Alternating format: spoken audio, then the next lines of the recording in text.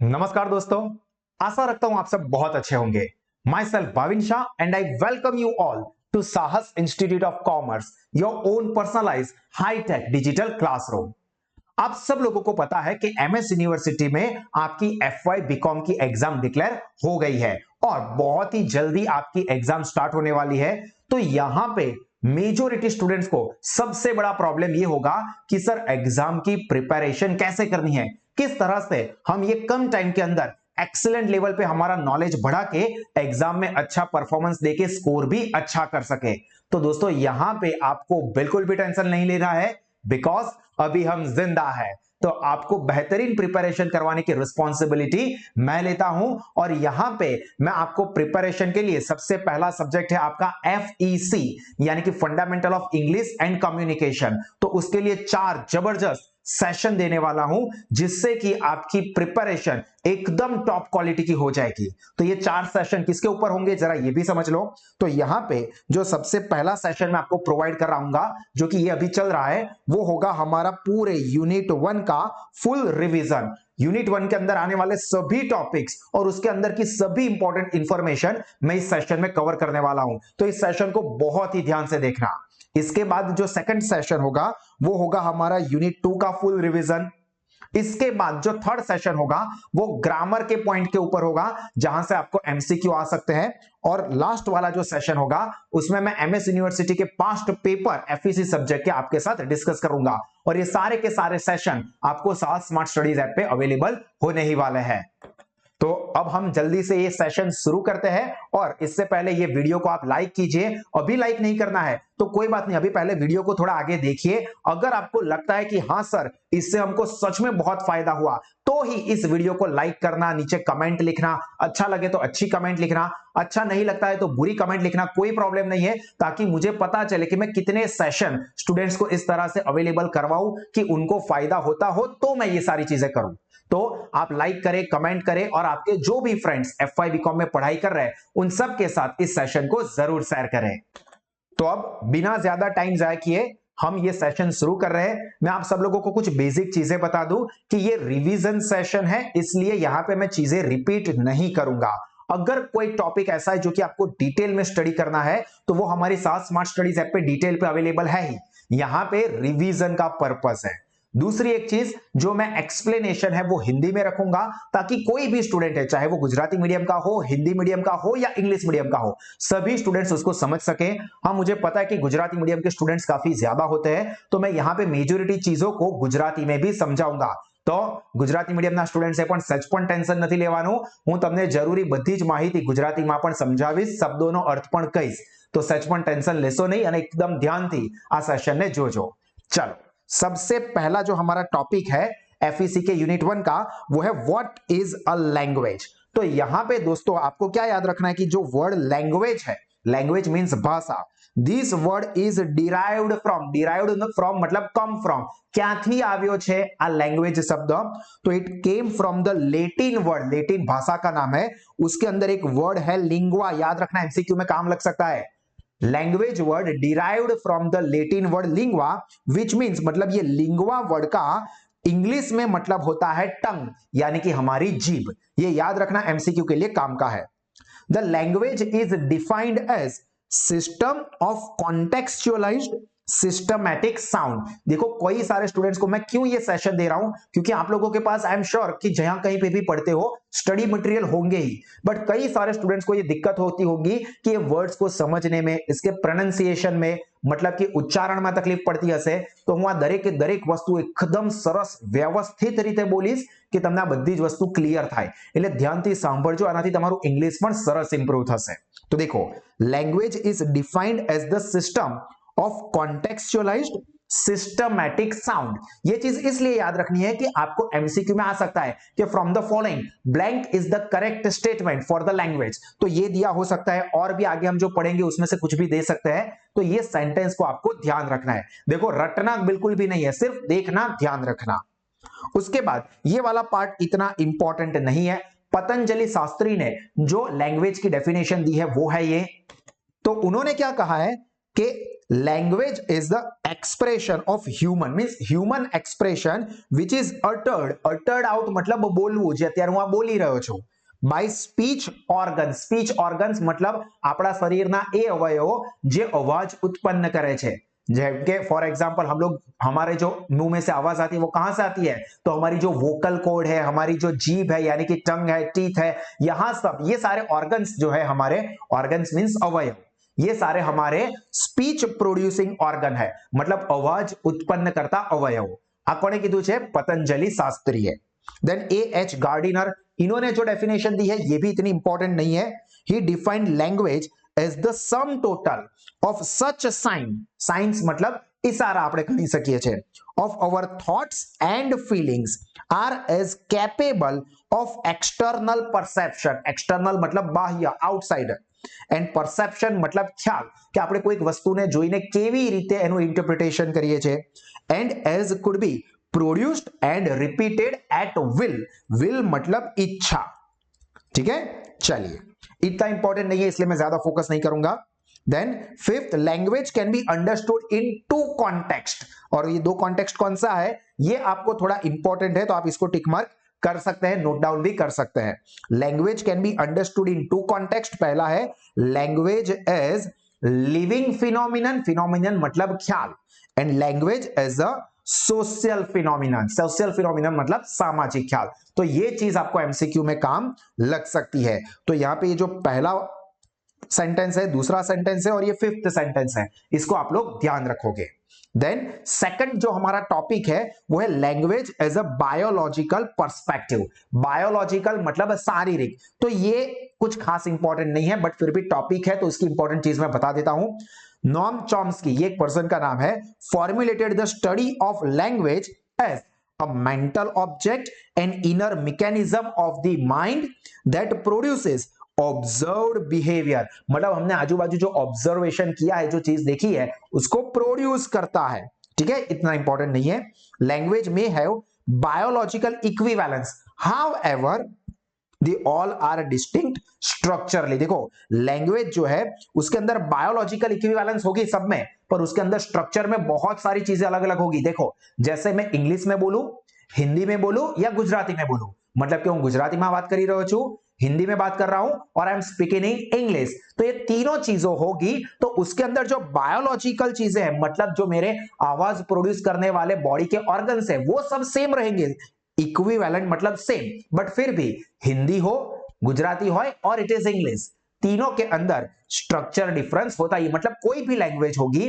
उसके अंदर structural difference होता है बट जो बायोलॉजिकल चीजें हैं वो सेम होती है then third topic language as sign जो है आपके जो कॉलेज की बुक है उसके अंदर भी इसी सीक्वेंस में टॉपिक है मैंने सभी को हमारे पैम्पलेट में प्रॉपरली बाइफरकेट कर दिया है ताकि स्टूडेंट अच्छे से समझ सके और ये भी यहां पे इतना खास इंपॉर्टेंट नहीं है Steven Pinker and Paul Bloom theorized that मतलब उन्होंने डेफिनेशन दी है human language evolve from a series of sine calls और जेस्चर्स मतलब हाव भाव that in the process of human adaptation to the changing environments evolved over time into the combinations giving us a complex system of language to convey the information to one another अब ये थोड़ी सी tough है तो इसके ऊपर मैं detail में इसलिए नहीं जा रहा हूं क्योंकि ये इंपॉर्टेंट नहीं है पर जो भी स्टूडेंट को डिटेल में जानना है इस पूरे टॉपिक को तो हमारी साथ स्मार्ट स्टडी ऐप पे है तो वहां से रिफर कर सकते हो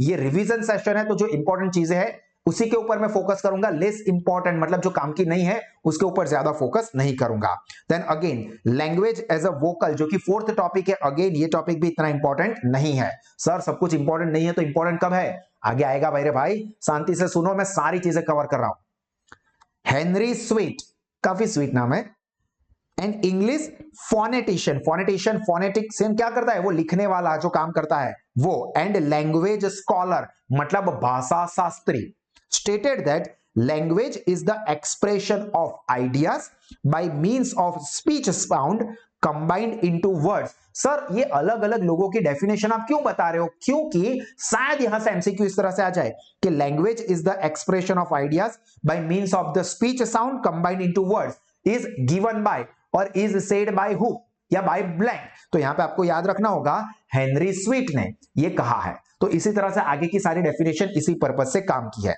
अब मेरे भाई यहां पे थोड़ा काम का आ रहा है, तो अब धीरे धीरे पिक्चर में मजा आने वाला है, स्टोरी आने वाली है, इमोशंस आने वाला है, ड्रामा आने वाला है, तो ध्यान से देखना, ध्यान से सुनना। फिफ्थ टॉपिक है लैंग्वेज एज अ सिस्टम। तो language is the system of human communication by means of structured arrangement of sound और देयर रिटन रिप्रेजेंटेशन, मतलब बोल के या लिख के, to form a larger unit. अब ये चीज इंपॉर्टेंट आई जो कि आपको काम लग सकती है। Morphemes, words and sentence are the part of the language system. बहुत इंपॉर्टेंट चीज है एमसीक्यू के एंगल से कि blank are the part of language system. तो तीन चीज कही मैंने, कौन सी? Morphemes, words and sentence. अब वर्ड यानी कि शब्द, सेंटेंस मतलब वाक्य, ये तो आप लोग जानते हो, पर आई थिंक आपको ये मॉर्फेम के बारे में ज्यादा पता नहीं होगा। तो देखो, मॉर्फेम इज स्मॉलेस्ट पार्ट और smallest unit of the language, कोई भी लैंग्वेज का छोटा part which can not be further divided like in, उसको हम आगे और डिवाइड नहीं कर सकते, या कम या I N G, this all are the example of morphemes. तो याद रखना मॉर्फेम्स में क्या आता है? स्मॉलेस्ट पार्ट और smallest unit of the language which can not be further divided, जेनो आगळ हजू આપણે ભાગલા ના કરી શકીએ, और उसके एग्जांपल में आएगा कम, इन, आईएनजी, इंग वगैरह। अब ये भी इंपॉर्टेंट है, लिंग्विस्टिक क्या है, तो ये भी आपको एमसीक्यू के लिए याद रखना है। तो science of study of a language, याद रखना, science of study of language as a system of human communication is called linguistics. ये चीज भी आपको एमसीक्यू के एंगल से काफी काम की है। अब मेरे दोस्तों यहां पे बहुत ही इंटरेस्टिंग टॉपिक की एंट्री हो रही है, एग्जाम ओरिएंटेड भी काम का है, इसके अंदर काफी सारी इंफॉर्मेशन है, तो अपने शरीर के जितने भी छेद है वो सब ओपन रख के सुनाओ मेरे भाई। चलो, टॉपिक का नाम है लैंग्वेज वेरिएंट्स, और ये लैंग्वेज वेरिएंट्स के अंदर कौन कौन सी चीजें आती है? तो यहां पे आते हैं डायलेक्ट्स, प्रोनाउंसिएशन ध्यान से सुनो मैं क्या बोल रहा हूं, कैसे बोल रहा हूं, डायलेक्ट्स, जार्गन, पीजिन, पीजिन वो जिनपिंग है ना चाइना का प्रेसिडेंट, उसका भाई समझ लो, पीजिन, एंड क्रेओल, क्रेओल, क्लियर? ये चार जो है ये हमारे लैंग्वेज के वेरिएंट्स है। तो देखो, variation is a peculiar, peculiar यानी कि खास या different, yet unique characteristics of language. Variants, variation are also term of, ध्यान रखना, एक्सेंट, एक्सेंट यानी कि प्रोनाउंसिएशन की स्टाइल, हम लोग किस तरह से बोलते हैं, लाइक कोई पर्सन मींस इंडियन है और वो इंग्लिश बोलेगा तो उसके इंग्लिश बोलने की स्टाइल अलग होगी यानी कि एक्सेंट। कोई ब्रिटिशर है तो या आई कैन डू दैट, इस तरह से बोलेगा, तो ये क्या है? उनके एक्सेंट। हम बोलेंगे I can do that, I can do that, तो ये सब क्या है? लैंग्वेज के एक्सेंट है जो कि प्रोनाउंसिएशन की स्टाइल को बदलते हैं। देन लेक्सिकन, याद रखना व्हाट इज लेक्सिकन, तो lexicon is the word choice, हम कैसे वर्ड सिलेक्ट करते हैं कम्युनिकेशन करते वक्त, तो उससे कहते हैं लेक्सिकन, मैक्सिकन का छोटा भाई। सिंटैक्स, सिंटैक्स का मतलब होता है ग्रामर, आई थिंक ये तो आप लोगों को पता ही होगा। एंड अदर एसोसिएटेड फीचर्स, तो ये याद रखना कि वेरिएशन जो होगा लैंग्वेज में वो कौन कौन सी चीजों की वजह से वेरिएशन आएगा, तो वो आएगा एक्सेंट की वजह से, मतलब हमारी बोलने की स्टाइल अलग होगी, लेक्सिकन, सिंटैक्स जो कि सबसे बड़ा डिफरेंस क्रिएट करता है, और उसी तरह के सब अलग अलग features. Variation are in the forms of, जो मैंने आगे भी समझाया, dialects, jargons, pidgins and creoles, ये चार चीजों के फॉर्म में वेरिएशन, वेरिएशन मतलब विविधता देखने को मिल सकती है। तो अब यहां पे सबसे पहले जो है डायलेक्ट्स, डायलेक्ट्स को देख लेते हैं। तो the word dialect come from the ancient Greek word dialektos, MCQ लिए काम का चीज है ये, एंशिएंट ग्रीक वर्ड, ग्रीक भाषा के वर्ड डायलेक्टोस, उसके ऊपर से ये डायलेक्ट वर्ड आया हुआ है, और इसका मतलब क्या होता है? डिस्कोर्स, डिस्कोर्स का मतलब होता है स्पीच, लाइक एट प्रेजेंट मैं क्या कर रहा हूं? डिस्कोर्स कर रहा हूं, ये एफईसी के यूनिट 1 के ऊपर, मतलब स्पीच दे रहा हूं। और वे ऑफ स्पीकिंग, ये क्या है? हमारा dialect. Dialect is a form of language specific to a particular region और ग्रुप, याद रखना बहुत इंपॉर्टेंट चीज है, डायलेक्ट क्या है? फॉर्म ऑफ लैंग्वेज, लैंग्वेज का एक टाइप या एक प्रकार जो कि स्पेसिफिकली रिलेटेड है कोई स्पेसिफिक रीजन, रीजन यानी कि एरिया और ग्रुप मतलब फॉर एग्जांपल हम गुजरात में रहते हैं तो काठियावाड़ साइड पे गुजराती अलग तरह से बोला जाता होगा, राजकोट साइड पे अलग बोला जाएगा, सूरत साइड पे तो और अलग होगा, ब भ च से ही शुरुआत हो जाती है। मतलब अलग अलग जगह पे क्या होगा, अलग अलग तरह से लैंग्वेज बोली जाती है और यही होता है हमारा डायलेक्ट। तो क्या कहा है फिर से, dialect is a form of language specific to a particular region और ग्रुप। देन फोर्थ पॉइंट जो कि यहां पे याद रखना है, ये सारे पॉइंट के फॉर्म में मैं प्रेजेंट कर रहा हूं जहां से आपको एमसीक्यू आ सकता है। Dialect is usually interpreted geographically, geographically मतलब विस्तार प्रमाणे, एरिया के हिसाब से कि भाई गुजरात के अंदर गुजराती, महाराष्ट्र के अंदर मराठी, बांग्लादेश के अंदर मींस फॉर एग्जांपल कोई भी आप स्टेट में जाओ, सिटी में जाओ, कंट्री में जाओ, तो उसके हिसाब से आपको अलग अलग यहां पे वेरिएंट्स देखने को मिलते हैं। However it has implication of community, gender, cultural characteristics, social status etcetera. मतलब नॉर्मली आपको ये जो डायलेक्ट है वो जियोग्राफिकली देखने को मिलता है, पर ऐसा नहीं होता है कि हमेशा जियोग्राफिकली ही ये डायलेक्ट मिले, मतलब गुजरात के अंदर सिर्फ गुजराती होगी ऐसा नहीं है। यहां पे कम्युनिटी की भी इफेक्ट होती होगी, जेंडर मेल है या फीमेल है तो इसकी भी इफेक्ट होती है, कल्चरल कैरेक्टरिस्टिक्स, ये सारी चीजें भी डायलेक्ट को इफेक्ट करते हैं।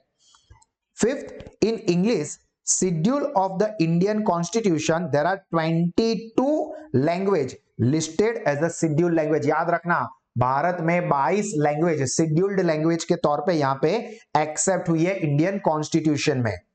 उसके बाद नेक्स्ट याद रखना है, main Indian language have nearly 720 dialect. जो मेन लैंग्वेज है जो हमने अभी डिस्कस किया ना 22 लैंग्वेज है, उसके अंदर 720 डायलेक्ट्स है। मतलब गुजराती है एक लैंग्वेज तो गुजराती के अंदर क्या होगा, कच्छी गुजराती अलग तरह से बोला जाए होगा, या काठियावाड़ साइड का गुजराती अलग होगा, राजकोट साइड का गुजराती अलग होगा, अहमदाबाद साइड का गुजराती अलग होगा, वडोदरा साइड का गुजराती अलग होगा। मतलब इसी तरह से लैंग्वेज, मेन लैंग्वेज के अंदर 720 डायलेक्ट्स यानी कि डिफरेंसेस देखने को मिलता है।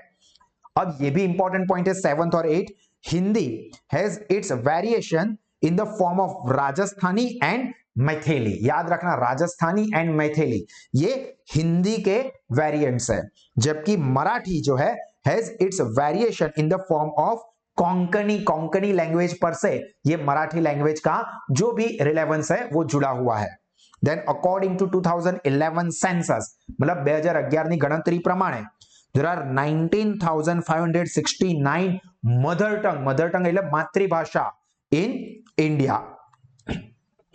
अब इसके बाद नेक्स्ट टॉपिक जो है वो हमारा है जार्गन रिलेटेड। देखो डायलेक्ट खत्म हुआ, अब ये जार्गन की बात शुरू हो रही है। तो जार्गन क्या है, जार्गन मतलब technical word, difficult word, includes words और phrase used and understood in specific context categorically a profession, occupation और ट्रेड। मतलब उसी ट्रेड या प्रोफेशन के अंदर जुड़े हुए लोग इस लैंग्वेज को या इस वर्ड्स को यूज करते हैं जो कि टेक्निकली टफ है।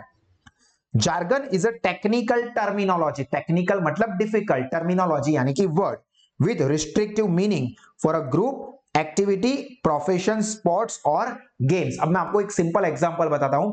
फॉर एग्जांपल आप में से कोई स्टूडेंट है जिसको कोई प्रॉब्लम है और मैं ऐसा बोल रहा हूं कि you should consult for example dermatologist. Sir dermatologist मतलब किसको बताऊं, ये समझ में नहीं आएगा, पर मैं ये कहता हूं कि you should consult skin specialist, चामड़ीना रोगोना डॉक्टर। हाँ ये समझ में आ गया सर, डर्मेटोलॉजिस्ट समझ में नहीं आ रहा था, पर ये डर्मेटोलॉजिस्ट मेडिकल टर्म है, तो वो मेडिकल फील्ड के अंदर रिलेटेड लोग हैं वो यही वर्ड यूज करेंगे। डर्मेटोलॉजिस्ट है, पेडियाट्रिशियन है, गायनेकोलॉजिस्ट है, न्यूरोलॉजिस्ट है, कार्डियोलॉजिस्ट है। अब ये सारे वर्ड्स आम लोगों को, शायद आपको और मुझे समझ में ना भी आए, क्यों, क्योंकि वो जार्गन है। जार्गन मतलब डिफिकल्ट वर्ड जो कि उस पर्टिकुलर फील्ड के आप प्रोफेशन के अंदर जुड़े हुए लोग ही समझते हैं या यूज करते हैं। इसके बाद हम बात करते हैं पिजिन की, जिनपिंग का छोटा भाई। Is a set of word, याद रखना ये चीज इंपॉर्टेंट है, pidgin is a set of words and phrases restrictive in the nature and used to communicate in social group where one group dominates the other. मतलब एक group નો બીજા group પર પ્રભુત્વ છે, એટલે સમજો માલિક કેટેગરી અને નોકર કેટેગરી, તો એ કેસમાં જે વર્ડ્સ ફ્રેઝ યુઝ થતા હોય છે એ આવે pidgin. It is also term as, याद रखना, पिजिन को और कौन से तरह से जाना जाता है, बैर बोन लैंग्वेज। बैर बोन लैंग्वेज मतलब हड्डी बिना की लैंग्वेज। अब सर हड्डी यहां से कैसे आ गई, मतलब कोई भी भाषा होगी तो उसके कुछ बेस होते हैं, स्ट्रक्चर होते हैं, ग्रामर होते हैं, पर यहाँ पे जो पिजिन होता है वो तो हमने हमारे जो दो ग्रुप के बीच में कम्युनिकेशन करना था उसके लिए बना दी है, एक्चुअली में ऐसा कुछ है नहीं, इसीलिए इसको बैर बोन लैंग्वेज कहा जाता है। If the pidgin is the first generation restrictive and simplified version of language, then Creole, जो इसके बाद है ये लास्ट वाला, मतलब पिजिन और क्रियोल काफी जुड़े हुए हैं, एक के बाद ही दूसरा आ रहा है, तो creole is a pidgin, pidgin ही है but passed down to a second generation. याद रखना क्या हुआ है कि क्रियोल, यहाँ पे पिजिन जो है वो फर्स्ट जनरेशन है, यूज करती है दो अपर और लोअर जो ग्रुप है उसके बीच में कम्युनिकेशन करने के लिए, पर उनकी जब सेकंड मतलब पीढ़ी आती है, मतलब बालक हो, तो वो जो यूज करेंगे वो हो जाएगा यहां पे क्रियोल। तो creole is a pidgin pass down to the second generation of the native speaker.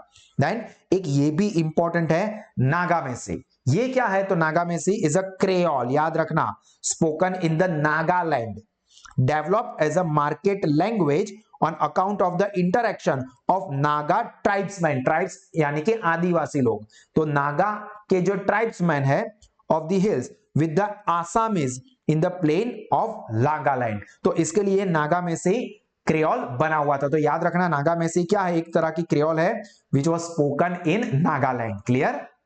इसके बाद सेवंथ जो टॉपिक है जो है लैंग्वेज एज अ कम्युनिकेशन, पर दोस्तों ये इतना इंपॉर्टेंट नहीं है, सिर्फ एक पॉइंट है तो देख लो सिर्फ।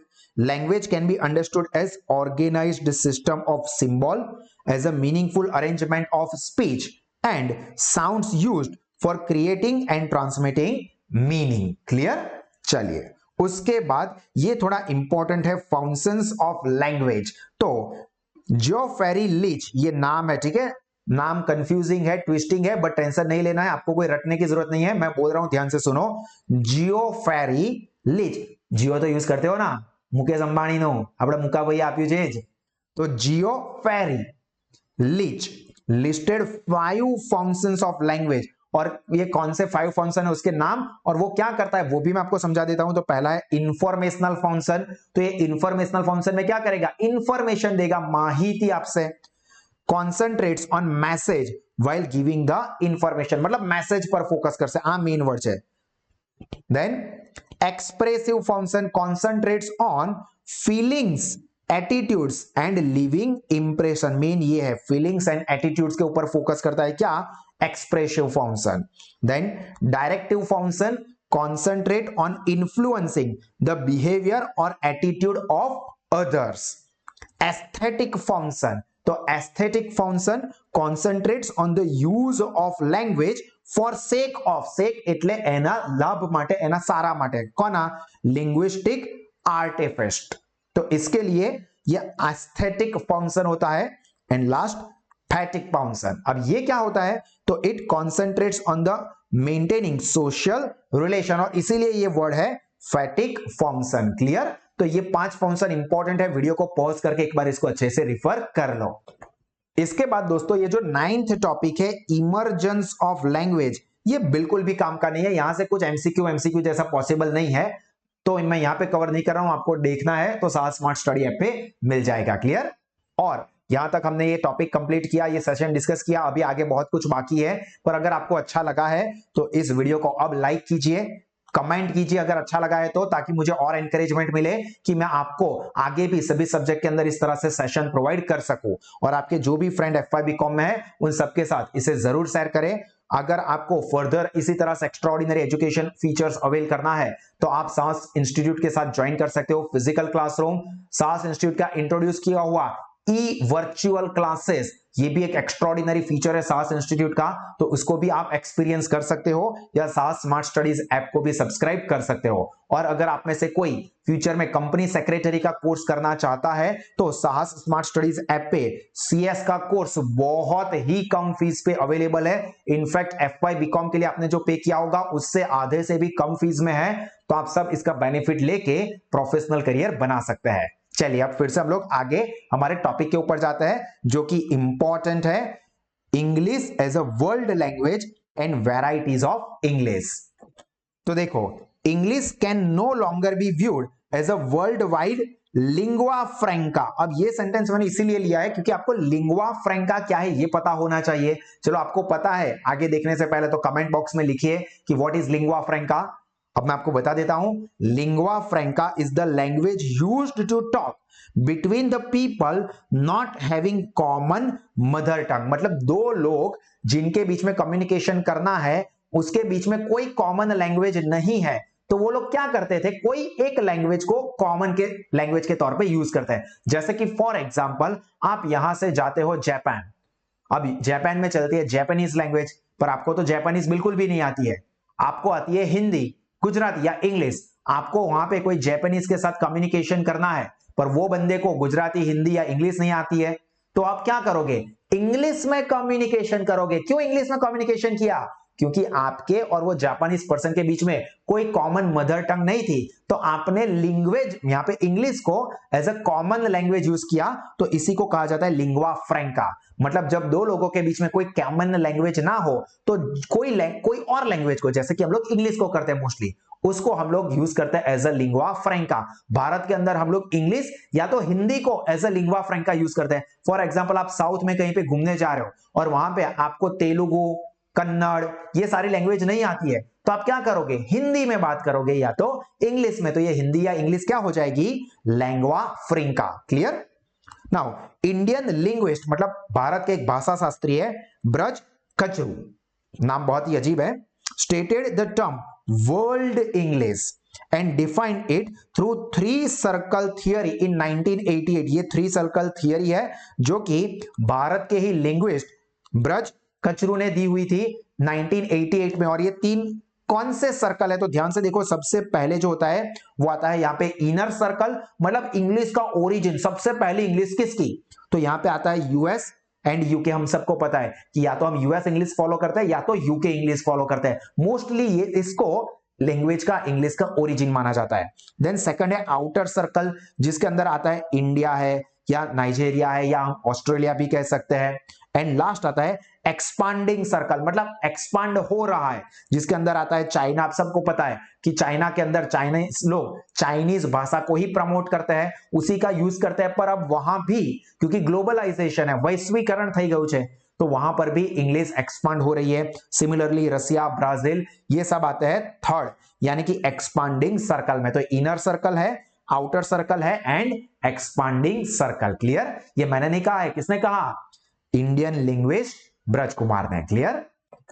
अब दोस्तों यहां पे ये जो टॉपिक है जो आपको डिजिटल स्क्रीन पे यहाँ पे मेरे बोर्ड पे दिख रहा है, ये बहुत बड़ा टॉपिक है और काफी इंपॉर्टेंट है और सारी चीजें इंपॉर्टेंट है, इसलिए मैंने कुछ कट नहीं किया है, तो मैं सारी चीजें समझाऊंगा। हाँ, एप्लीकेशन के ऊपर मैंने डिटेल में समझा है, यहां पे मैं थोड़ा फास्ट समझाऊंगा, ठीक है, पर ये बहुत सी चीजें यहां पे काम की है, इसलिए मैं सारी चीजों को एक्सप्लेन कर रहा हूं। और हमारा टॉपिक है unique feature of British English and American English. ये जो इनर सर्कल में आ रहे थे ना, यूएस एंड यूके, तो इन्हीं दो इंग्लिश को कंपेयर करने वाले हैं। सबसे पहले हम लोग कंपेयर करेंगे on the basis of pronunciation, मतलब उच्चारण। तो देखो ध्यान से सुनना, उच्चारण है मतलब सुनने की बात है। American pronounces an R sound after the vowel in the words. Vowel, vowel का मतलब क्या दोस्तों, ये आपको पता होना चाहिए। वावेल एंड कॉन्सोनेंट, वावेल नो मतलब थाय स्वर एंड कॉन्सोनेंट मतलब व्यंजन, ठीक है। तो यहां पे जो वावेल्स आते हैं उसके बाद आर साउंड होता है, लाइक बार्न, BAR है तो आर सुनाई देगा। कार, ए के बाद ए यहां पे वावेल है, उसके बाद आर आएगा तो उसको प्रोनाउंस किया जाएगा कार, कार। देखो फार्दर, ए के बाद भी आर आ रहा है और ई के बाद भी आर आ रहा है, तो ये दोनों आवाज में आएंगे फार्दर। बट यहीं पे जो ब्रिटिश इंग्लिश होंगे वो लोग ये आर को प्रोनाउंस नहीं करेंगे, मतलब का, I am driving a car, वो कार ऐसा नहीं बोलेंगे, I am driving a car, का बस इतना ही सुनाई देगा, बा। तो ये क्या है, ये लोग आर प्रोनाउंस नहीं करते हैं। Then British speaker seems to leave out a syllable in the words like secretary। देखो अमेरिकन या हम लोग क्या बोलते हैं, सेक्रेटरी, जबकि जो ब्रिटिश स्पीकर है ये वो सिलेबल को इग्नोर करेंगे। वो लोग कैसे बोलेंगे इसको, secretary, where is my secretary, इस तरह से, like I want to talk to my secretary, secretary tree, और यहां पे सेक्रेटरी, टरी एंड ट्री, इस तरह से प्रोनाउंसिएशन में डिफरेंस रहता है दोस्तों। While American keeps and pronounce the syllable, जो मैंने बताया, tary, secretary, I want to talk to my secretary and I want to talk to my secretary, this is the difference, समझ में आ रहा है? Then British speaker pronounce zebra to the rhyme with Debra. देखो zebra को Britishers कैसे बोलेंगे? Debra. Zebra animal होता है ना, वो ब्लैक एंड व्हाइट स्ट्राइप्स वाला, तो वही डेब्रा।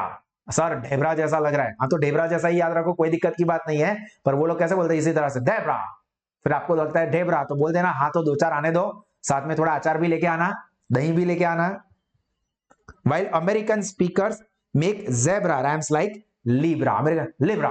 अब सर ज़ेब्रा में लिब्रा कहां से आ गया? भाई वो तो यूएस वालों को पूछना पड़ेगा, वो इस तरह से बोलते हैं। British speaker pronounce the word schedule as if begins with the sh, schedule। समझ में आ रहा है? सर ये क्यों हो गया? शाहरुख खान जैसा हो गया था किरण? ऐसा नहीं है, आपको समझाने के लिए मैंने प्रोनाउंस किया। जबकि अमेरिकन है वो उसको बोलेंगे एज एसके, स्केड्यूल। आपने ये सुना होगा, यार तेरे को पता है एफआई की एग्जाम का शेड्यूल लग गया है, तो ये शेड्यूल लग गया, हम ऐसा बोल रहे हैं, मतलब हम लोग ब्रिटिश इंग्लिश को फॉलो कर रहे हैं। और कोई ऐसा बोलेगा, तूने देखा नोटिस बोर्ड पे एग्जाम का स्केड्यूल लग गया है, तो सर ये गलत बोल रहा है। नहीं, गलत नहीं बोल रहा है, वो यूएस इंग्लिश को फॉलो कर रहा है, स्केड्यूल। और ब्रिटिश इंग्लिश को फॉलो करेंगे तो बोलेंगे शेड्यूल। क्लियर? अब बहुत सारी चीजें आ रही है वोकेबुलरी के डिफरेंस में। तो वोकेबुलरी किस तरह से अलग होती है? तो कौन, अब कौन जो है वो ब्रिटेन के अंदर इसको क्या माना जाएगा? General terms in Britain for which American use grain. આપણે अनाज कहिए छे ने, ब्रिटिश में वो लोग उसको कहते हैं कॉर्न, जबकि अमेरिकन उसको कहते हैं ग्रेन। और अमेरिका के अंदर यहाँ पे कॉर्न मतलब क्या? वो मकाई। तो यहाँ पे इंडिया के अंदर भी ऐसा ही है, देखो हम थोड़ा अमेरिकन इंग्लिश को फॉलो कर रहे हैं। कॉर्न मतलब हम लोग मकाई समझते हैं, अमेरिकन कॉर्न खावाना है बोलिए, तो वो कॉर्न मतलब मकाई, और ब्रिटिश के अंदर कॉर्न मतलब अनाज। क्लियर? तो ये डिफरेंस ध्यान रखना है। द वर्ड पॉन्ड, पॉन्ड मतलब तालाब, British English usually refers to an artificial body of water, એટલે મેન મેડ, માનવે બનાવેલું તળાવ, એને કહે છે પોન્ડ। જ્યારે pond occurs naturally in North America, જ્યારે અમેરિકન્સ પોન્ડ કોને કહે છે? જે નેચરલ કુદરતે બનાવ્યું છે એને કહે છે। બ્રિટિશર્સ લોકો જે માણસે બનાવ્યું છે એને પોન્ડ કહે છે। देन लेक, ये भी एक वर्ड है, तालाब, ये आपको पता है। British English chemist is the same American English drug store. कई बार आप दवाई की दुकान पे जाओगे तो वहां पे लिखा होगा केमिस्ट एंड ड्रगिस्ट, मतलब हम लोग ना यूके वाले को बुरा लगने देते हैं ना यूएस वाले को, हम दोनों को पकड़ के चलते हैं। क्यों? क्योंकि जो ब्रिटिशर्स है वो यूज करते हैं केमिस्ट, जबकि जो अमेरिकन है वो यूज करते हैं ड्रगिस्ट, यानी कि ड्रग स्टोर, दवाइयां बेचने वाला। Spelling in American use OR और इंस्टेड ऑफ OUR, ये स्पेलिंग के अंदर डिफरेंस होता है। लाइक ऑनर, यहां पे बोला जाएगा ऑनर, और ब्रिटिश के अंदर उसको लिखा जाएगा HONOUR। देखो मैंने थोड़ा हाईलाइट बोल्ड किया हुआ है, आप ध्यान से देखोगे तो आपको ये पता चलेगा। ठीक है, चलिए। और ऐसा ही सेम होता है लेबर के स्पेलिंग में, देख लो डिफरेंस।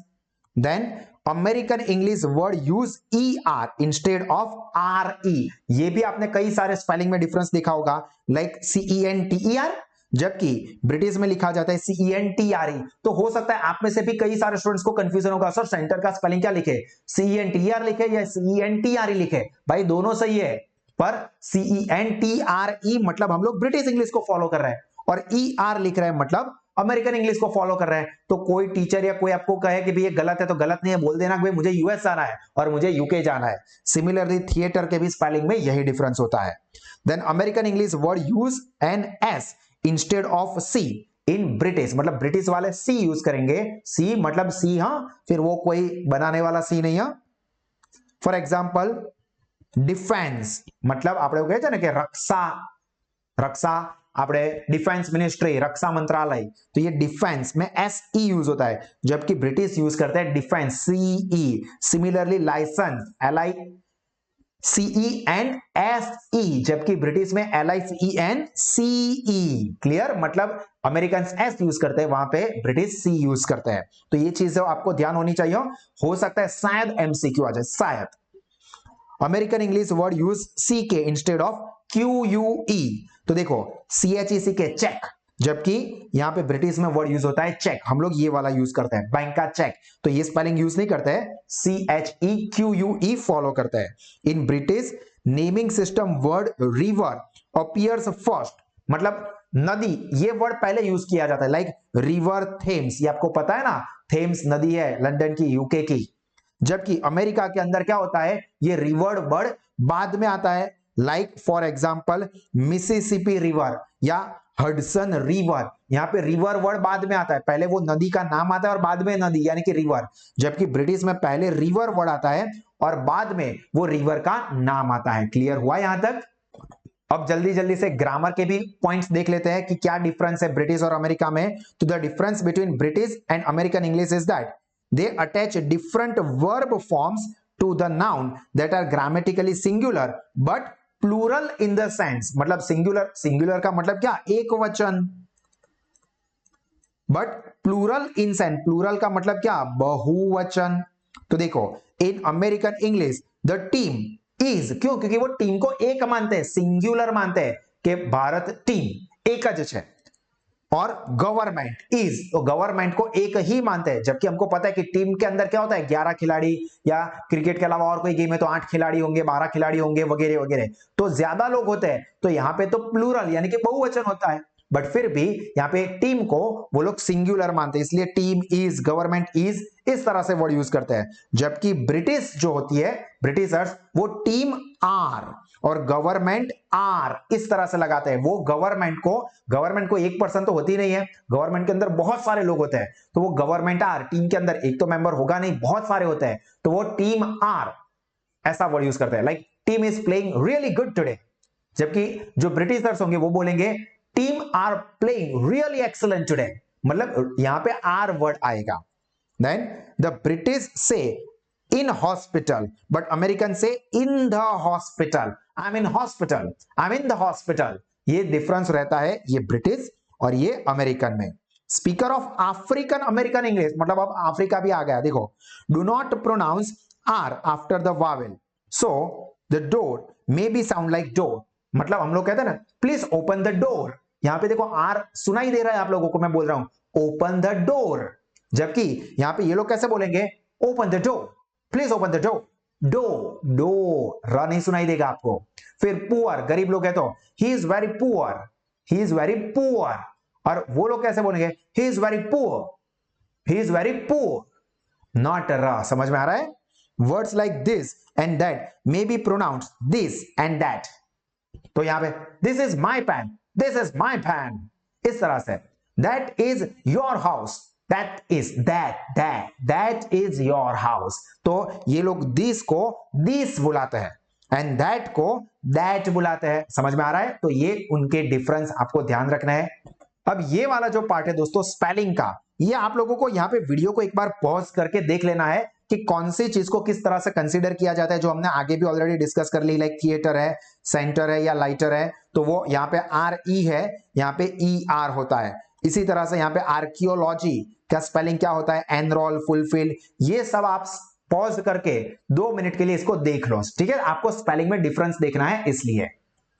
उसी तरह से ये वाला जो पार्ट है दोस्तों, यहां पे भी आपको वोकेबुलरी यानी कि वर्ड्स कैसे कैसे अलग अलग यूज होते हैं, ये भी यहां पे वीडियो को पॉज करके एक बार नाम देख लेना है। मैं आपको एक बार कुछ नाम समझा देता हूं, लाइक लिफ्ट, तो ब्रिटिश में जिसको हम लिफ्ट कहते हैं, लिफ्ट ऊपर नीचे जो जाती है बिल्डिंग में, वो उसको अमेरिका के अंदर कहते हैं एलिवेटर। अब हम लोग यहाँ पे दोनों यूज करते हैं, मेजोरिटी लोग लिफ्ट यूज करते हैं, पर आप मॉल वगैरह में जाओगे तो वहां पे एलिवेटर ये वर्ड भी आपको देखने को मिलता है। सिमिलरली यहाँ पे ब्रिटिश के अंदर वर्ड यूज होता है ट्रक, खटारो आपने जेने कहिए छे, उसके लिए वर्ड यूज होता है ट्रक, जबकि अमेरिकन उसको बोलते हैं लॉरी। ध्यान से सुनना मेरे भाई, लॉरी, कुछ और मत सुन लेना, फिर कंफ्यूजन हो जाएगा, वरना सर क्या बोल रहे हैं ऐसा ना लगे। देन ट्यूब, तो यहां पे ट्यूब को क्या कहा जाता है, सबवे, मतलब जो अंडरग्राउंड रेल होती है ना वो। टेली, मतलब टेलीविजन की बात हो रही है, जिसको कि अमेरिकन कहते हैं टीवी। पार्सल, उसको कहते हैं पैकेज, मेरा पैकेज रेडी है, मेरा पार्सल रेडी है, हम लोग दोनों यूज करते हैं। हम लोग तो यहाँ पे यूके वाले को और यूएस वाले को दोनों को खुश करके ही चलते हैं, हम इंडियन है। देन केमिस्ट, जो कि फार्मिस्ट या ड्रगिस्ट भी कहा जाता है। फिल्म, ये भी आपने, कौन सी फिल्म आई है कौन सी मूवी आई है, तो यहाँ पे ब्रिटिशर्स फिल्म वर्ड यूज करते हैं, अमेरिकन मूवी यूज करते हैं। हम लोग को तो जो भी हो देखने से मतलब है, हम तो सर देख लेंगे। फ्लैट, ये भी दोनों यूज, तुम्हारा फ्लैट का नाम क्या है या फ्लैट में कौन से फ्लोर पे रहते हो, तो ये फ्लैट, जबकि अमेरिकन बोलते हैं अपार्टमेंट। कौन से अपार्टमेंट में रहते हो, इंडिया में दोनों वर्ड यूज होते हैं, मेजोरिटी शायद फ्लैट ज्यादा यूज होता है। सिमिलरली पोस्ट, पोस्ट को यूज किया जाता है मेल। और साइड वॉक, साइड वॉक यानी कि पेवमेंट, जो सड़क पे साइड पे चलने के लिए जगह होती है, वो समझ में आया। तो यहाँ पे दोस्तों बहुत सारी चीजें ब्रिटिश और अमेरिकन इंग्लिश के बीच की थी, वो मैंने कवर कर ली। अगर आपको ये सेशन अच्छा लग रहा है, आप देख रहे हो अभी तक, और अगर आपने अभी तक लाइक नहीं किया है तो लाइक करें, कमेंट करें, ताकि मुझे इंकरेजमेंट मिले कि मैं आपके लिए और इस तरह के सेशन लाऊं। और ये हमारी जो चैनल है आप उसको भी सब्सक्राइब कर ले, ताकि आगे के कोई भी मैं वीडियोस रखता हूं तो आपको इसका नोटिफिकेशन जल्दी मिल जाए। अब जो नेक्स्ट हमारा टॉपिक है वो है topic number 12, features of Australian English. और ये भी दोस्तों इंपॉर्टेंट है। तो सबसे पहले प्रोनाउंसिएशन में, अब यहाँ पे ऑस्ट्रेलियन इंग्लिश जो है ना, वो अभी हमने जो ब्रिटिश और अमेरिकन देखा ना, उसके अंदर से बहुत सारी चीजें कवर होने ही वाली है।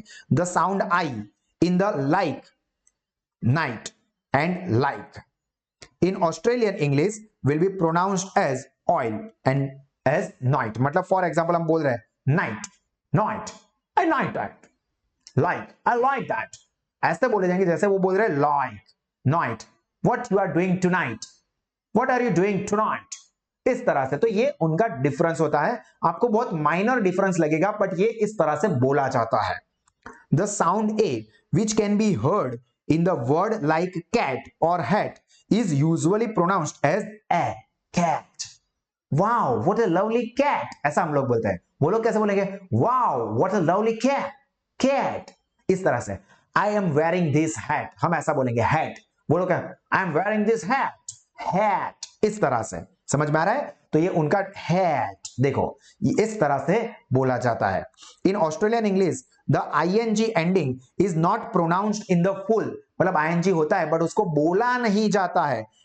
फॉर इंस्टेंस सिंगिंग, तो यहां पे जंपिंग या कैचिंग, तो वो लोग उसे कैसा बोलेंगे, देखो singing, I am singing the song, I am singing, singing ऐसा नहीं बोल रहे, आई एम सिंगिंग, सिंगिंग, बस सिंगिंग, सिंगिंग न पे खत्म हो रहा है, जी पीछे नहीं लग रहा है। Jumping, I am jumping, jumping, jumping, झपक, जंपक, जंपक, ऐसा। जंपिंग हम लोग कैसा बोलते हैं, ही इज जंपिंग, पीछे ग लगेगा, जबकि ये वो क्या बोलेंगे, jumping. Catching, Virat Kohli is catching the ball, catching, ग जी पीछे लगता है, जबकि यहाँ पे कैचिंग, यहाँ पे खत्म हो जाएगा। क्लियर? देन वोकेबुलरी में क्या डिफरेंस है, तो Australian use the word outback to describe the remote location. Remote location मतलब दूर, बहुत दूर, सिटी एरिया ની બહારનું લોકેશન હોય તો એની માટે એ લોકો આઉટબેક એવો વર્ડ યુઝ કરે। The word Barbie is used for barbecue, हम लोग बारबेक्यू खाते हैं ना, तो बारबेक्यू वर्ड यूज करते हैं, वो लोग उसको यूज करते हैं बारबी, हम लोग बारबी के लिए वो छोटी डॉल समझते हैं। ऑस्ट्रेलियन सेज एल्यूमिनियम, एल्यूमिनियम, देखो मैंने आई को थोड़ा बड़ा किया हुआ है, आप देखो ध्यान से, यहां से डिफरेंस है, जबकि एक्चुअली में उसको बोला जाता है यहाँ पे एल्यूमिनियम। देखो ऑस्ट्रेलियन सेज एल्यूमिनियम, जैसा हम लोग भी करते हैं, rather than aluminium, actual word है एल्यूमिनियम, और हम लोग बोलते हैं ऑस्ट्रेलियन इंग्लिश की तरह aluminium. And mobile phone instead of cell phone, mobile phone बोलते हैं जबकि सेल फोन, हम दोनों बोलते हैं, मोबाइल कहाँ है, सेल फोन कहाँ है, दोनों सेम है हमारे लिए। ऑस्ट्रेलियन इंग्लिश में ये डिफरेंस है। Australian English also use anti clockwise instead of counter clockwise, मतलब जो घड़ी है तो वो घड़ी इस तरह से घूमती है, हमको पता है। अब इसी को हम लोग रिवर्स में घुमाए तो उसको कहा जाता है काउंटर क्लॉकवाइज या तो एंटी क्लॉकवाइज। तो जो हम ऑस्ट्रेलियंस है वो वर्ड यूज करते हैं एंटी क्लॉकवाइज, किसके लिए, काउंटर क्लॉकवाइज, जो कि अमेरिकन यूज करते हैं। हम लोग दोनों यूज करते हैं पर मोस्टली एंटी क्लॉकवाइज ज्यादा यूज होता है। उसके बाद पेट्रोल यूज करता है, जबकि अमेरिकन उसके लिए वर्ड यूज करते हैं गैसोलीन, हम लोग पेट्रोल यूज करते हैं बट यूएस वाले उसको कहते हैं gasoline. In Australia the cover on the front of a car is called as bonnet, मतलब ये गाड़ी है, देखो बहुत बढ़िया सी गाड़ी में डिजाइन की है, तो ये जो आगे वाला पार्ट होता है ना उसको कहा जाता है बॉनेट रादर देन हुड। अब सर ये तो हमको पता भी नहीं था, पर हाँ अमेरिकन इंग्लिश में उसको हुड कहा जाता है, जबकि ऑस्ट्रेलियन उसको क्या कहते हैं, बॉनेट, जो कि हम लोग ऑस्ट्रेलिया और ब्रिटिश इंग्लिश की तरह हम लोग भी बॉनेट वर्ड ही यूज करते हैं। एन ऑस्ट्रेलियन विल सिंपली से हॉलीडे, अरे आज तो हमको हॉलीडे मिला है, जबकि अमेरिकन यूज करते हैं वैकेशन। मोस्टली हम लोग भी हॉलीडे ही यूज करते हैं, बट कई बार दोनों देखने को मिलते हैं। फिर देखते हैं यहाँ पे ऑस्ट्रेलियन इंग्लिश में ग्रामर में कौन से पॉइंट्स है जो कि ध्यान में रखने हैं। तो Australian English retain the U in the words like colour, like normally कैसा लिखा जाता है COLOR, जो मैंने अभी आगे समझाया था, पर ऑस्ट्रेलियन जो है वो यू को भी अंदर कवर करते हैं। ISE instead ending, unlike American IZE like realize और रियलाइज, देखो ZESE। आप कभी कंप्यूटर में या मोबाइल पे टाइप करते होंगे तो ऑटोमेटिकली ऐसी का ZE होता होगा।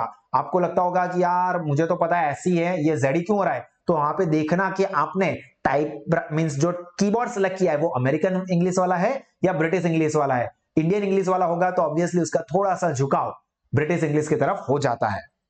Australian speaks number like 1000, for example ये है 1100, तो उसको यहां पे ऑस्ट्रेलियन कैसे बोलेंगे 1100, जबकि अमेरिकन कैसे बोलते हैं 1100। हम दोनों यूज करते हैं हमारी कन्वीनियंसी के हिसाब से, 1100 भी बोलते हैं या 1100 भी बोलते हैं, या कुछ लोग तो 1100 या 1100, ये सब तो हमारी ईज के लिए, बट नॉर्मली 1100 ऑस्ट्रेलियंस बोलते हैं, किसके बजाय 1100, लाइक 1200 इंस्टेड ऑफ 1200।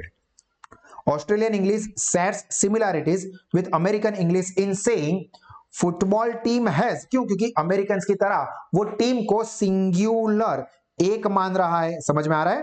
तो वो टीम हैज या टीम इज, क्योंकि प्लूरल के लिए हैव होता है।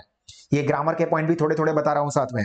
Whereas British English is said football team have, क्यों, क्योंकि वो हमने देखा कि ब्रिटिशर्स टीम को प्लूरल समझते हैं, तो हैव या आर जो कि प्लूरल के लिए यूज होता है, प्लूरल मींस बहुवचन। इसके बाद नेक्स्ट जो टॉपिक है वो है हमारा note on English in India, और उसके अंदर भी ये काफी इंपॉर्टेंट पार्ट है, यहां से MCQ आ सकते हैं, और वो है कोड मिक्सिंग और कोड स्विचिंग। तो ये कोड मिक्सिंग क्या है, ये ग्रामर का भी पार्ट है, तो उसमें भी आपको काम लगेगा। मिक्सिंग ऑफ टू वर्ड्स और फ्रेज और सेंटेंस ऑफ टू और मोर लैंग्वेज, मतलब एक से ज्यादा भाषा लैंग्वेज के हम कोई वर्ड या तो फ्रेज यानी कि ग्रुप ऑफ वर्ड्स या तो सेंटेंस को मिक्स करते हैं। मतलब गुजराती, अभी मैं समझा रहा हूं तो देखो, मैं गुजराती में पण बोलू छू, गुजराती में भी बोल रहा हूं, और साथ में इंग्लिश भी आ रहा है, गुजराती भी आ रहा है, कोड मिक्सिंग कर रहा हूं। देखो फॉर एग्जाम्पल, आज मैं बहुत टायर्ड हूं यार, चलना बाहर घूमने जाता, आज तो मैं बहुत टायर्ड हूं। अभी टायर्ड ये इंग्लिश वर्ड है, आगे पीछे का आज तो मैं बहुत, ये हिंदी है। गुजराती फॉर एग्जाम्पल, आपको मैं पेपर के बाद पूछा हूं, भाई पेपर केવું ગયું સર, તમે કરાવ્યું તો બધું પેપર મારું તો સુપર્બ ગયું છે, पेपर मारू सुपर्ब, बच्चे इंग्लिश नाखी दी, तो आपने क्या किया, कोड मिक्स किया, मतलब गुजराती के अंदर इंग्लिश डाल दिया, गुजराती के अंदर हिंदी डाल देते हैं, मतलब दो अलग अलग लैंग्वेज को मिक्स करके हम बोलते हैं कोई सेंटेंस, तो उसको कहते हैं कोड मिक्सिंग। क्लियर। आप लोग डे टू डे लाइफ में ऐसा बहुत करते हैं, देखो मैं भी अभी बोला, आप डे टू डे लाइफ में, day to day is an English word, बाकी आगे पीछे मैंने हिंदी में बोला, આ હું ગુજરાતીમાં કહું છું, પણ વચ્ચે કોઈ ઇમ્પોર્ટન્ટ વર્ડ હશે તો હું ગુજરાતીના બદલે સાથે હિન્દીમાં, હવે જો કોઈ વચ્ચે ઇમ્પોર્ટન્ટ વર્ડ ગુજરાતીની અંદર મેં શું નાખી દીધું, इंग्लिश, तो ये क्या हो गया, code mixing. Then code switching, code switching भी बहुत होता है दोस्तों, जब हम इंप्रेशन झाड़ने के लिए जाते हैं ना तब ये बहुत होता है। Speaker does not mix the words of one language with other but speak one language and switch to the other to create special effect, मतलब બે લેંગ્વેજ ને ભેગી નહીં કરે, પણ પહેલા લેંગ્વેજ માં કહીશું પછી તરત એને બીજી લેંગ્વેજ માં પણ કહીશું। फॉर एग्जाम्पल, आप कॉलेज में हो, आप लड़की, कोई लड़के ने बहुत ही सुंदर सी लड़की को देखा, तो हमारे दोस्त लोग क्या करते हैं, कौन ही मारते हैं, ए जाना बात करना, प्रपोज करना फ्रेंडशिप के लिए, तो वो लड़का जाएगा और जाके क्या बोलेगा, कौन सी लैंग्वेज में बात करेगा, सोचो आप, आपको भी पता है, इंग्लिश में, hi you looks beautiful, I really like you, मुझसे दोस्ती करोगी। अब यहां पे क्या किया, पहले हमने इंग्लिश में बोला, फिर बाद में हमने क्या स्विच मार दिया हिंदी, क्योंकि पता इससे आगे का इंग्लिश आता ही नहीं है मेरे भाई, तो पप्पू हो जाएगा, इससे बेटर है कि हम हमारी औकात पे आ जाए। तो पहले इंग्लिश में बोलते हैं बट बाद में क्या कर देते हैं, स्विच कर देते हैं दूसरी लैंग्वेज पे। All are clear, am I clear to everyone, सबको समझ में आ रहा है। देखो यहां पे भी मैंने क्या किया, एम आई क्लियर, पहले ये पूछा कि am I clear to everyone, और उसके बाद यही चीज को मैंने हिंदी में भी पूछा, सबको समझ में आ रहा है, और एक और मैं बढ़ा रहा हूं, खबर पड़े छे ने बधाने, तो ये गुजराती, तो ये मैंने क्या किया, कोड स्विचिंग, इंग्लिश पर से हिंदी, हिंदी पर से गुजराती, तो ये क्या हो गया, कोड स्विचिंग। क्लियर। इसके बाद जो नेक्स्ट टॉपिक है दोस्तों वो है unique feature of Indian English, और इसमें से भी कोई point exam oriented, MCQ oriented काम का नहीं है, इसलिए मैंने यहां पे कवर नहीं किया है।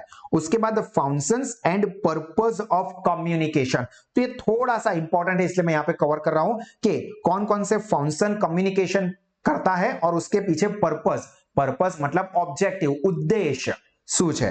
तो द इंफॉर्मेशन फंक्शन जो अभी हमने आगे भी डिस्कस किया था, जो कि क्या करता है, इंफॉर्मेशन देने का, serves to provide awareness and knowledge to the individual, individual मतलब व्यक्ति ने जानकारी आपવાનું कार्य करे છે, so information function of the communication. Then second instructive function, instruction आपવાની, तो देखो serve to realise role and responsibilities, training and guidance, instruction આપવાનું મતલબ શું, આદેશ આવું કરો, જેમ કે મેં તમને કહીશ આ રીતે તૈયારી કરો, આ સેશનને પરફેક્ટ જુઓ, પછી સેકન્ડ સેશનને જોજો, આ રીતે અમારા જો પેમ્પલેટ છે એને બેસ્ટ વે પર ઇમ્પોર્ટન્ટ વસ્તુ હાઇલાઇટ કરેલી છે, ટિક માર્ક કરેલી છે, એમાંથી રિફર કરી લો તો 15 મિનિટમાં તમારા બધા જ ઇમ્પોર્ટન્ટ પોઈન્ટ रिकॉल પણ થઈ જાય। तो ये मैं आपको क्या कर रहा हूं, इंस्ट्रक्शन दे रहा हूं, तो ये कम्युनिकेशन इंस्ट्रक्टिव फंक्शन भी परफॉर्म करता है। देन मोटिवेशनल फंक्शन, मैं आपको मोटिवेट करूंगा, एनकरेज करूंगा कि नहीं कुछ भी हो जाए आप कर सकते हो, आप अपने आप को कमजोर मत समझो, अब अपने आप को ये मत समझो कि मैं नहीं कर सकता, हमारे सेशन देखो बढ़िया सी प्रैक्टिस हो जाएगी आपकी, क्यों अपने आप को डिमोटिवेट करते हो, क्यों सोचते हो कि नहीं हो पाएगा, मैं कर सकता हूं, करूंगा, मेहनत करूंगा, मशक्कत करूंगा, पर मुझे जो चाहिए वो अचीव करूंगा, तो मैं ये क्या कर रहा हूं, आपको मोटिवेशन दे रहा हूं। देन इंटरग्रेटिव फंक्शन, अब ये क्या है देख लो यहां पे, integrative function serves to relate activities to cooperate, coordinate unified efforts for the mutual welfare, coordinate और कोऑपरेट मतलब साथे करीसो, मतलब फॉर एग्जांपल आपने चक दे इंडिया देखा हो तो उसके अंदर जो विमेन्स हॉकी टीम थी उसके कैप्टन कबीर खान, शाहरुख खान ने रोल प्ले किया था, तो वो क्या करते हैं, वो सबको कोऑर्डिनेट करते हैं, भाई सब लोग एक साथ खेलेंगे, मुझे इस टीम में ऐसे ही खिलाड़ी चाहिए जो पहले अपनी टीम के लिए, अपने देश के लिए खेले, उसके बाद कोई जान बचती है तो खुद के लिए, मतलब वो सबको कोऑर्डिनेट कर रहे थे, सबको साथ मिला रहे थे। समझ में आया। देन नेक्स्ट टॉपिक, ये इतना इंपॉर्टेंट नहीं है बट थोड़ा सा समझ लेना है, कम्युनिकेशन एंड अम्ब्रेला टर्म। तो यहां पे देखो दो फंक्शन की बात हो रही है, यहां पे मैक्रो कम्युनिकेशन स्किल, मतलब दो टाइप की स्किल कम्युनिकेशन के लिए आपको डेवलप करनी चाहिए, उसमें पहली आती है मैक्रो। मैक्रो मतलब ये मोटे मोटे तौर पे यही आपको दिखेगा, जिसके अंदर आता है listening, speaking, reading and writing, जो कि मोस्ट इंपॉर्टेंट कम्युनिकेशन स्किल्स होती है। कौन कौन सी, जो कि अभी आगे भी फिर से आने वाली है, लिसनिंग સાંભળવાનું, સ્પીકિંગ બોલવાનું, રીડિંગ એટલે વાંચવાનું જે આપણને ગમતું નથી, એન્ડ રાઇટિંગ લખવાનું, જેમાં તો આપણે આમ વગેરે વગેરે થઈ જાય છે। और दूसरी है माइक्रो कम्युनिकेशन स्किल, मतलब ये अपीरेंटली इतनी इंपॉर्टेंट नहीं लिखती है पर ये बहुत ज्यादा इंपॉर्टेंट होती है, जिसके अंदर आता है like soft skill. Soft skill मतलब केवी रीते बोलવાનું, मतलब सॉफ्टली बोलવાનું એવું नहीं, उसके आप कैसे इन्फ्लुएंस करते हैं, मैं आपको बोल रहा हूं तो ऐसा तो है नहीं कि मैं ऐसे ही बोल के सारी चीजें पढ़ रहा हूं और आपको दिमाग में घुस नहीं रहा है, आपको समझ में आ रहा है नहीं आ रहा है, मैं तो बोले जा रहा हूं, ऐसा नहीं होता है। मैं क्या करता हूं, एक्सप्रेशन देता हूं, इंपॉर्टेंट चीज आए तो बहुत बार देके बोलता हूं, कुछ ना इंपॉर्टेंट हो तो इसी तरह से बोलता हूं। दैट मींस कि ये सॉफ्ट स्किल कैसे बोलना है, नरेंद्र मोदी जी बोलते हैं तो कैसे बोलता है, भाई और बहनों हमने ये किया, हम ऐसा कर देंगे, पाकिस्तान खलास, जोश आ जाता है हम लोगों के अंदर। क्यों? क्योंकि वो सॉफ्ट स्किल जानते हैं कि किस तरह से बोलना चाहिए। इंटरपर्सनल स्किल, लोगों के साथ किस तरह से बात करनी है, like negotiation skill, conflict resolution, conflict मतलब झगड़ा जो बहुत होते हैं हमारे, और रेजोल्यूशन मतलब उसका सॉल्यूशन, कि झगड़े को कैसे सॉल्व करना है बातचीत करके। लीडरशिप स्किल, ये सब भी कम्युनिकेशन की माइक्रो स्किल है, याद रखना, मैक्रो स्किल ये 4 है और ये सारी माइक्रो स्किल ऑफ कम्युनिकेशन है। इसके बाद जो 17th टॉपिक है वो है कम्युनिकेशन इन कॉन्टेक्स्ट। कॉन्टेक्स्ट मतलब क्षेत्र, सिंपल गुजराती में। नाउ कॉन्टेक्स्ट रिफर्स, ये आपको पहला जो पॉइंट है वो एमसीक्यू के लिए काम लग सकता है। Context refers to the circumstances. Circumstances मतलब आजू बाजू जे पण घटनाओं ने બધું થતી હોય તે બાહ્ય પરિબળો। surrounding a message such as setting, status, position of the forum, time or era and the accept norms. मतलब फॉर एग्जाम्पल मैं आपको ये डिजिटल सेशन दे रहा हूं तो यहाँ पे ये मेरे ई क्लासेस है जिसके अंदर मेरे ये डिजिटल स्टूडियो के अंदर ये पूरे सेशन बनते हैं। तो ये सेटिंग कैसे है वो चीजें ध्यान में रखी जाती है। स्टेटस पोजीशन, मैं टीचर हूं आप स्टूडेंट हो तो इस चीज को ध्यान में रख के मुझे कम्युनिकेशन करना है। फिर मैं भी आपकी तरह फ्रेंड बन जाऊंगा, वे इस तरह से बोलूंगा तो वे सर तो क्यों बोलो, चलो मुझे ये स्टेटस को भी ध्यान में रख के कम्युनिकेशन करना है। आप भी यही करते हो ना, आपके फ्रेंड के घर पे जाते हो तो मतलब दुनिया के सबसे शरीफ बंदे आप ही ऐसे बन के जाते हो, पर वहीं बाहर निकल के आपके दोस्त को इतने बड़ी बड़ी ब ब च सब कुछ सुना देते हो। तो ये चीजें क्या है कि ये कॉन्टेक्स्ट है कि आपको पता है कि यहाँ पे ऐसा बोलना है, यहाँ पे ऐसा नहीं बोलना है। आप पार्टी में जाओगे तो ढिंचाक ढिंचाक बहुत बढ़िया सी मस्ती वाली बात करोगे, पर एग्जाम सेंटर में होंगे तो इशारों इशारों से बात करोगे। तो ये क्या है, कॉन्टेक्स्ट है कि हम कहां पे है उसके हिसाब से बातें की जाती है।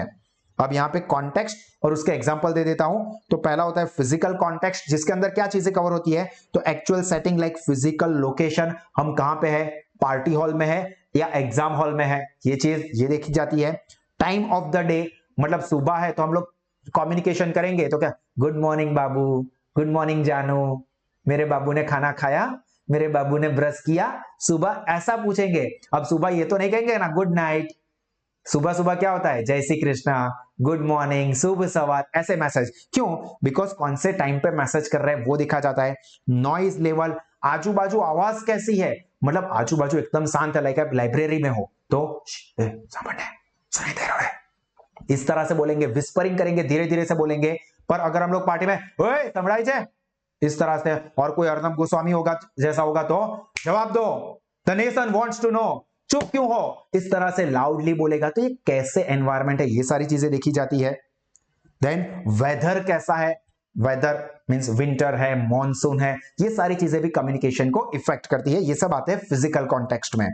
Then temporal context, the temporal context is the expectation that people have based on the past experience, मतलब पास्ट एक्सपीरियंस के हिसाब से पता है कि ऐसा ही होगा। पास्ट में मैं एग्जाम में फेल हुआ था और पापा ने मेरी जो धुलाई की थी वो मुझे आज भी याद है। उन्होंने क्या क्या मुझे डांटा था वो मुझे याद है, कितना डांटा था, कितना सुनाया था, ये देख इसका लड़का देख, ये पड़ोस वाली है उसकी बेटी देख, उस कितने अच्छे मार्क्स लाती है और तू देख, और फिर आप मन में ही और मन में बोल रहे हो हाँ वो पड़ोस वाली लड़की को देखने के चक्कर में ये रिजल्ट आया पापा, पर बोल नहीं पाते हो। तो ये क्या है, पास्ट एक्सपीरियंस के बेस के ऊपर भी आप कम्युनिकेशन करते हो कि पापा को ये नहीं बताना है, ये बताना है।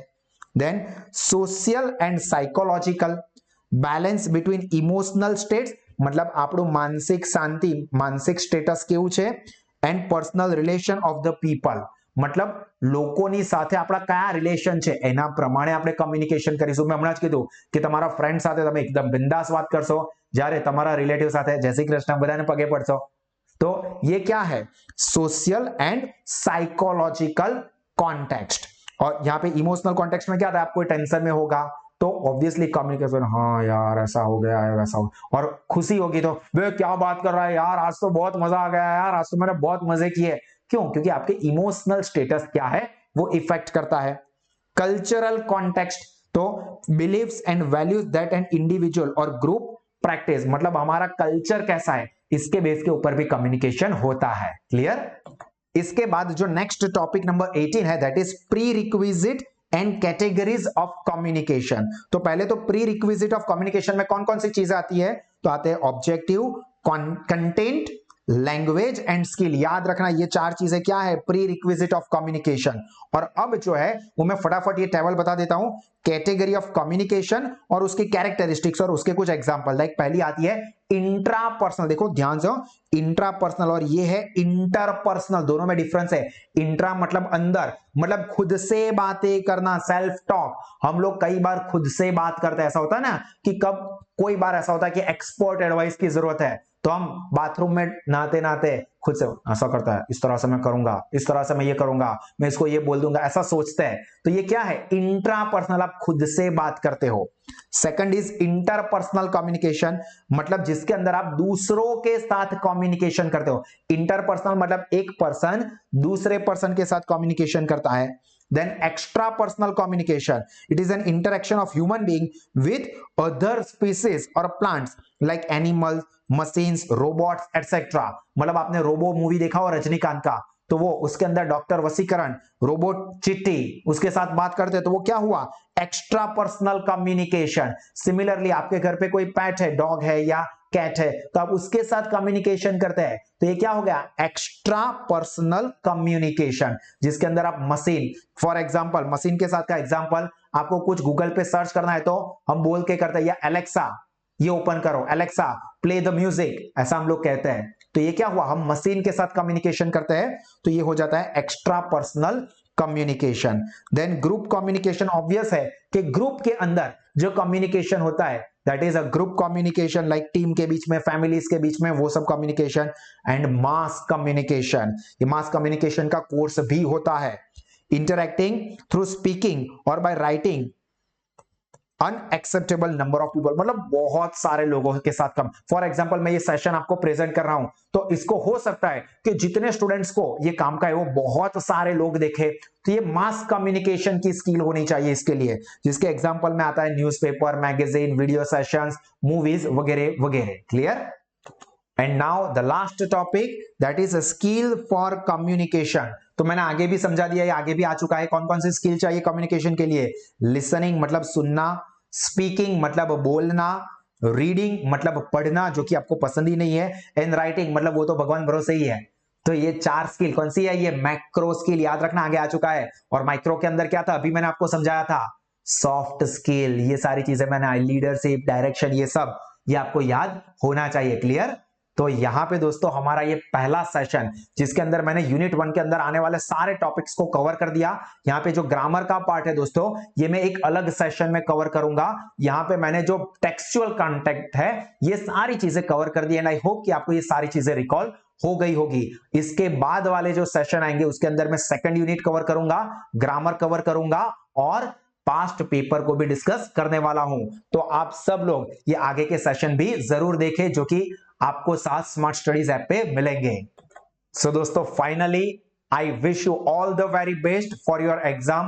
आई हैव फुल फेथ कि आप लोग बहुत अच्छे से मेहनत करोगे और अच्छे से एग्जाम दोगे और बढ़िया सा रिजल्ट लाओगे। और ये एग्जाम का रिजल्ट ये तो टेम्पररी है, आप फ्यूचर में भी बहुत आगे बढ़ोगे, ऐसी दुआएं मेरी हमेशा आप लोगों के साथ रहेगी। और इसी तरह से और extra ordinary education commerce stream में कोई भी कोर्स के लिए आप लोग या आपके कोई भी फ्रेंड्स अवेल करना चाहते हैं, लाइक 11th 12th कॉमर्स या FY SY TY BCom CA या CS के कोई भी लेवल के लिए, तो आप लोग साहस इंस्टीट्यूट के अलग अलग जो स्टडी ऑप्शन है उसमें से कोई भी सिलेक्ट कर सकते हो। फिजिकल क्लासेस में ज्वाइन कर सकते हो। अगर फिजिकल क्लास में आना पॉसिबल नहीं है तो साहस इंस्टीट्यूट ने ई क्लासेस लॉन्च की है, वर्चुअल लाइव इंटरैक्टिव सेशंस, जो कि आप लोगों ने कोई भी अभी तक लाइव सेशन अटेंड किए होंगे, कहीं पे भी पढ़ते होंगे, उससे काफी अलग है। इसके अंदर आप कहीं से भी पढ़ोगे आपको क्लासरूम की फीलिंग्स मिलेगी, आप क्लासरूम में बैठ के ही पढ़ रहे हो ऐसा लगेगा। या तो फिर मोस्ट कॉमन आप लोग सब साहस स्मार्ट स्टडीज ऐप को गूगल प्ले स्टोर से डाउनलोड कर दें, वहां पे आपको extra ordinary educational features lowest fees पे मिलेंगे, जिससे कि आपका नॉलेज, आपका रिजल्ट और आपका करियर तीनों ही टेरिफिक लेवल पे आगे बढ़ेंगे। विद दैट सेड मी भाविन सा साइनिंग ऑफ, और आप सब लोग इसी तरह से हमेशा मुस्कुराते रहिए, सीखते रहिए, आगे बढ़ते रहिए। God bless you all. जय हिंद।